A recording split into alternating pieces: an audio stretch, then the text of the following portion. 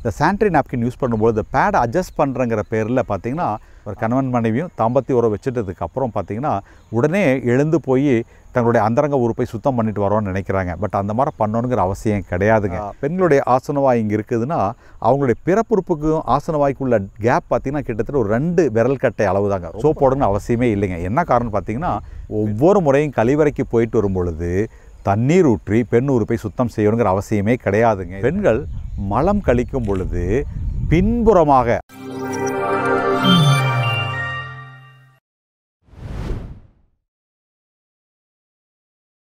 ஆத்திச்சூடி சமூக ஊடகத்தளத்திலிருந்து உங்கள் அனைவரையும் வரவேற்பதில் மிக்க மகிழ்ச்சி அடைகின்றோம். இன்றைக்கி நான் பெண்களுக்கான ஒரு முக்கியமான தலைப்பை பற்றி பேச போகிறேங்க. குறிப்பாக பெண்கள் தங்களுடைய அந்தரங்க உறுப்பை எப்படி பராமரிக்கணும் அப்படிங்கிற விஷயத்தை பற்றி தாங்க. நிறையா பெண்கள் தங்களுடைய அறியாமையினால் பார்த்திங்கன்னா தங்களுடைய அந்தரங்க உறுப்பை சரிவர பராமரிக்கிறதுனால நிறையா தொற்றுக்கு ஆளாகிறாங்க. சரி, பெண்கள் தங்களுடைய அந்தரங்க உறுப்பை ஏன் அவ்வளோ பாதுகாப்பாக பராமரிக்கணும், என்ன காரணம் நீங்கள் கேட்கலாங்க. ஒரு விஷயம் நல்லா புரிஞ்சுக்கணுங்க. அதாவது குறிப்பாக பெண்களுடைய ஆசனவாய் இங்கே இருக்குதுன்னா அவங்களுடைய பிறப்புறுப்புக்கும் ஆசனவாய்க்குள்ள கேப் பார்த்திங்கன்னா கிட்டத்தட்ட ஒரு 2 விரல் கட்டை அளவு தாங்க. ரொம்ப ஷார்ட்டஸ்ட் டிஸ்டன்ஸ். அதனால் கொஞ்சம் கவனத்துறையால் கூட பார்த்திங்கன்னா அவங்களுக்கு இந்த வெஜனைட்டிஸ்ன்னு சொல்லக்கூடிய வெள்ளைப்படுதல், அந்த வெஜனால் வரக்கூடிய இன்ஃபெக்ஷன், அது மட்டும் இல்லாமல் யூரினரி ட்ராக்ட் இன்ஃபெக்ஷன் சொல்லுவாங்க, அது சிறுநீர் குழாயிலையும் சிறுநீர் பையிலையும் வரக்கூடிய இன்ஃபெக்ஷன் வரக்கு வாய்ப்பு இருக்குங்க. சரி, இதில் பராமரிக்கல முதல்ல அவங்க பண்ண வேண்டியது பார்த்திங்கன்னா டெய்லியும் குளிக்கும்போது எப்படி நான் முன்னாடி ஆண்களுக்கு சொல்லியிருந்தனோ அதே மாதிரி பெண்கள் டெய்லியும் ஒரு முறை குளிக்கும் பொழுது தங்களுடைய பெண் உறுப்புடைய இதழ்களை கம்ப்ளீட்டாக அதில் தண்ணீர் ஊற்றி சுத்தம் செய்ய வேணும். குறிப்பாக அங்கேயும் பார்த்திங்கன்னா சில நேரங்கள் அழுக்கு இருக்கும்.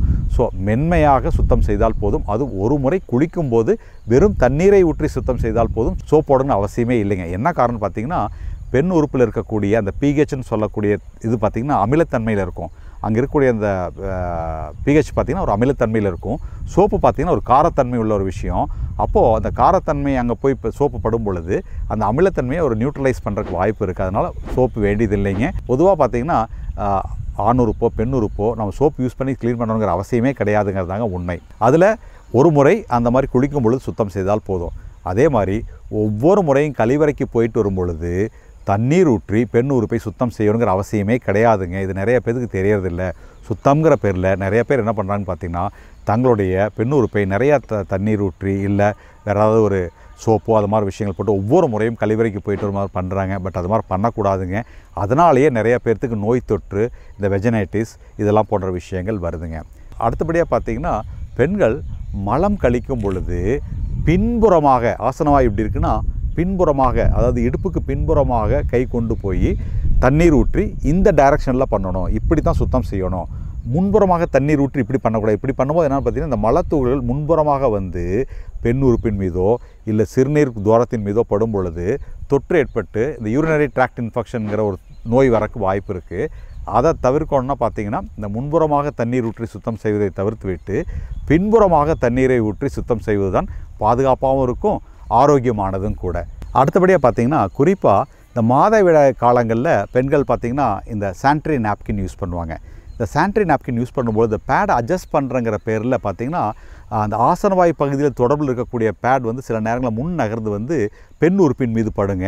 அதனாலே பார்த்திங்கன்னா நிறைய பெண்களுக்கு இந்த வெஜனைட்டிஸ்னு சொல்லக்கூடிய வெள்ளைப்படுதல் இல்லை சிறுநீர் தொற்று ஏற்பட வாய்ப்பு இருக்குங்க. அதனால் அந்த மாதிரி பேடை அட்ஜஸ்ட் பண்ணும் பொழுது ஆசனவாயோட தொடர்பு இருக்கக்கூடிய பகுதி முன்னோக்கி வந்துற மாதிரி வச்சுக்கூடாதுங்க. இல்லை முடிந்த அளவுக்கு ஆசனவாயில் படாதபடி நம்ம வச்சுக்கோணுங்க. அது மட்டும் இல்லாமல் மாதவிடாய் காலங்களில் ஒரு குறிப்பிட்ட இன்டர்வலுக்கு ஒரு முறை பேடை ரெகமெண்டட் டைம் சொல்லியிருப்பாங்களே அந்த டைமுக்கு ஒரு முறை நம்ம பேடை மாற்றிக்கிறது நல்லது. அது சோக் ஆகலையோ ஒரு முறை இந்த மாதிரி மாற்றிக்கிறது வாய்ப்பு இருக்குது. என்ன காரணம் பார்த்திங்கன்னா இயல்பாகவே நேச்சுரலாகவே ஆசனவாய் பகுதியிலேருந்து சில கசிவுகள் சில பேர்த்துக்கு ஏற்படும். அந்த கசிவுகள் இந்த பேடில் தங்கி முன்னகர்ந்து வந்து பெண் உறுப்பின் மீது படும் பொழுது தொற்று ஏற்பட வாய்ப்பு இருக்குங்க. அதே மாதிரி பெண்களும் பார்த்திங்கன்னா தங்களுடைய அந்தரங்க பகுதியில் இருக்கக்கூடிய ரோமங்களை ஒரு 2 மாதத்துக்கு ஒரு முறையாவது சுத்தமாக ஷேவ் பண்ணிடலாம், இல்லை ட்ரிம் பண்ணி விட்டுறோணுங்க. முன்னாடியே சொன்ன மாதிரி ரோமங்கள் அதிகமாக இருக்கும் பொழுது இந்த சீலைப்பேன்னு சொல்லக்கூடிய இந்த பியூபிக் லைஸ் வர வாய்ப்பு இருக்குதுங்க. பார்த்திங்கன்னா சில நேரங்களில் பார்த்திங்கன்னா இந்த ரோமங்களில் நீர் தங்குவதால் ஈரப்பதம் இருக்கிறதுனால அந்த ஈரப்பதம் அந்த பேண்டிஸ் போடும் பொழுது அந்த வெப்பமெல்லாம் சேரும் பொழுது இந்த ஃபங்கல் இன்ஃபெக்ஷன் வர வாய்ப்பு இருக்குங்க. அடுத்தது மிக முக்கியமாக பார்த்திங்கன்னா பெண்கள் இந்த அந்தரங்க உறுப்பை பராமரிக்கிறங்கிற பேரில் குறிப்பாக ஒரு தாம்பத்திய உறவுக்கு அப்புறம் ஒரு கணவன் மனைவியும் தாம்பத்திய உறவு வச்சுட்டதுக்கு அப்புறம் பார்த்திங்கன்னா உடனே எழுந்து போய் தங்களுடைய அந்தரங்க உறுப்பை சுத்தம் பண்ணிட்டு வரோன்னு நினைக்கிறாங்க. பட் அந்த மாதிரி பண்ணணுங்கிற அவசியம் கிடையாதுங்க. நீங்கள் ஒரு கணவன் மனைவி அந்தரங்கமான வாழ்க்கையை வாழும் பொழுது ஒரு தாம்பத்திய உறவு முடிந்ததுக்கப்புறம் ஒரு சுத்தமான துணியின் மூலமாக பெண் உறுப்பை துடைத்து கொண்டால் போதும், இல்லை ஒரு டிஷ்யூ வச்சு துடைத்து கொண்டால் போதும். சிலர் பார்த்திங்கன்னா தாம்பத்திய உறவு முடிந்ததுக்கப்புறம் கழிவறைக்கு சென்று போய் சுத்தம் செய்துட்டு வரணும், இல்லை அடுத்த நாள் காலையில் எழுந்திரிச்சு தலைக்கு குளிக்கணும் அப்படிங்கிற சம்பிரதாயம் இருக்கிற காரணத்தாலேயே நிறையா பெண்கள் தன் கணவனுடன் நெருங்கி வாழ்வதை தவிர்க்கிறாங்க. ஏன்னா தாம்பத்திய உறவு வச்சுக்கிட்டாவே நடுவில் மறுபடியும் எழுந்திரிச்சு போய் சுத்தம் பண்ணிட்டு வரணும், இல்லை அடுத்த நாள் காலையில் போய் தலைக்கு குளிக்கணும் அப்படிங்கிற பேர். அது குளிர்காலம் பனிக்காலத்தில் பார்த்திங்கன்னா காலையில் எழுந்திரிச்சு யாரா தலை குளிக்கிறதுங்கிற பேர்லேயே பார்த்திங்கன்னா கணவனோட நெருக்கமாக தாம்பத்திய உறவு வச்சுக்கிறது, இல்லை செக்ஸ் வாழ்க்கையை குறைச்சிக்கிறாங்க. கண்டிப்பாக இதுக்காக நீங்கள் இந்த மாதிரி பண்ணணுங்கிற அவசியம் இல்லை. ஒரு சுத்தமாக இருக்கக்கூடிய ஒரு துணியோ இல்லை ஒரு டிஷ்யூ பேப்பரோ வச்சு நீங்கள் சுத்தம் செய்து கொள்ளலாங்க. அதே மாதிரி பெண்கள் கழிவறைக்கு போகிறக்கு முன்னாடி இடது கையில் மோதிரம் அணியக்கூடாது, பிரேஸ்லெட் அணியக்கூடாது, நகம் வளர்த்தக்கூடாது. ஏன்னா இது எல்லாத்துலேயுமே பார்த்திங்கன்னா மலத்துகள்கள் போய் ஈஸியாக தங்கிக்கும்.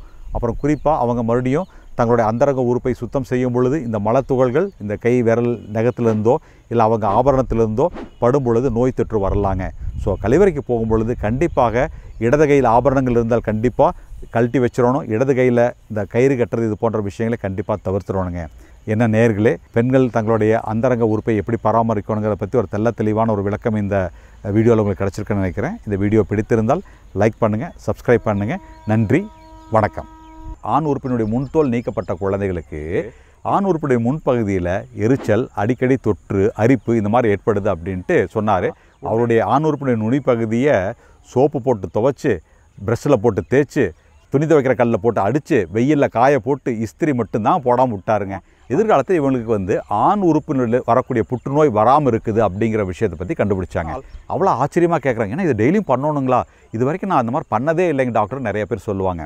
பட் ஏன் இதை சுருட்டி சுத்தம் பண்ணணும்னு பார்த்தீங்கன்னா, இந்த பியூபிக் ஹேர்னு சொல்லக்கூடிய அந்தரங்க உறுப்பை சுற்றி இருக்கக்கூடிய ரோமங்களை எதிர்காலத்தில் கணவன் மனைவியாக வாழும் பொழுது, தன் மனைவியோட தாம்பத்திய உறவு வச்சுக்கொள்ளும் பொழுது